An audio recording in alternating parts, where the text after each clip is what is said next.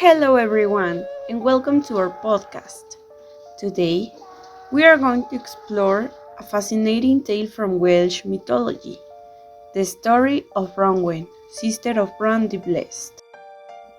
But wait a minute, before we start, I'm going to introduce you to the team. This team was made up by Carla, Lisette, Ariadna, Miranda, and of course me, Alondra.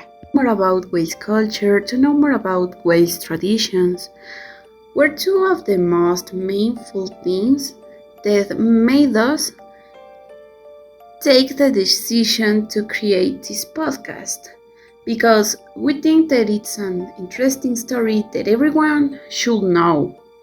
So get ready, because you're going to have a good time by listening to us. So let's go listen to this epic story. Bronwyn was known as the sister of Bran, the Blessed of Wales, a beautiful girl who was forced to marry the Irish king Matholwch in order to find peace between Wales and Ireland.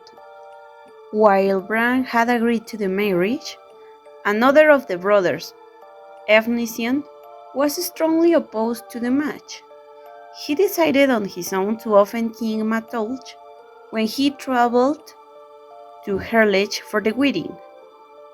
He brutally mutilated his horses so badly that they had to be put down. The Irish king was obviously furious. However, Bran surely showered all his guests with thousands of gifts and apologies. He gave them one of Wales' most important treasures, a magic cauldron of Irish origin that could bring dead warriors back to life, even if they were deprived of speech.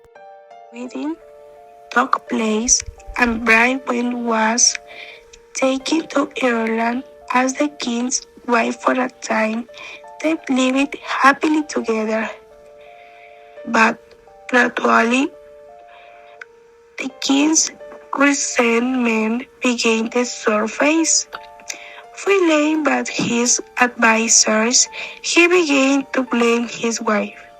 He confided her to place kitchens where she was absolutely daily by the servants. He also took more than enough measures to ensure that they did not learn of her condition or whereabouts. Still, Branke was very clever and she trained extremely hard so Tana could carry a message to her brother. The bear accomplished it missions and Bran decided to invade Ireland where Ting to visit. Lesson remembered that Bran has a giving so having no problem sailing across the Heresian Sea carrying his entire fleet and meal on his back. The Irish were slowly returning back across the river Shannon as they destroyed the bridge. However, this proved pointless as Brad was so large that he himself built a new bridge for his army to cross. Maslow was finally subdued and tried to calm Bran. He claimed that would give the crown to the son Bradwen had borne him. However, Elshizand once again filled with rage, sabotaged the plan and threw the boy into the fire. The fire resumed again, and although Bran had the strength and a large army, we must remember that the Irish had the magic cauldron. However, Elnison got involved in this fight again and decided to completely destroy the magic cauldron. The Welsh won and left only 7 men alive. Bran was mortally wounded by a magic dart.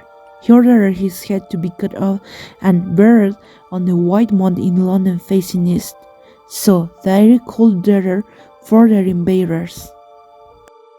Finally, Bronwyn died in Wales, her heart broken at having caused two great countries to collapse into utter ruin. And that's all! This is the end of the story.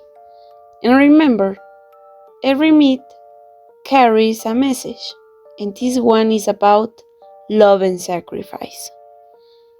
Thanks for listening. We'll be back with more epic tales. Thank you.